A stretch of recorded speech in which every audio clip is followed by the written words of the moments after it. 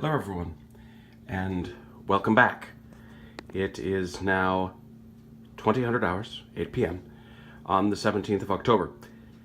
As you probably remember, full dark comes at 1900, but I didn't want to stop right then, because I had a battle to resolve. Look right there at Naumburg. We've already had a little bit of fuss around that joint, but there you see, Weimar's tired men had pulled in for the night. Ruchel had made the decision to only march them for 10 hours. He wanted to keep them, for 6 hours. He had wanted to keep them rested and maybe try to give them some of their fatigue and lost morale back. He felt the same for the men of Sax's division who are sitting underneath Weimar. The problem was, Augereau's division at long last had come up the road through Auerstadt and on to Naumburg and had caught them.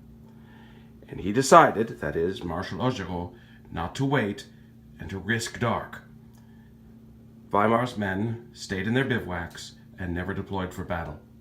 As a result, they were driven hard back on their pickets, even though in the dark, and driven back into Naumburg, where they've smashed into the back of Sax's division. Sax's division, tired and without morale, is now going to run, and there's going to have to be a difficult decision made overnight by General Ruchel whether to stand in Naumburg and try to give them time to get away, or suffer being pursued through the night, if that's what Marshal Augereau chooses to do.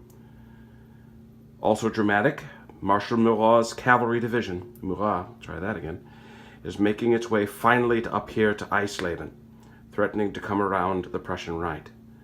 Down here, we see finally the crawling clearing up of this particular juncture. Again in the front, it's Augereau, behind them Davout, and of course, back here, Napoleon and the Guard, and over there, Marshal Lannes.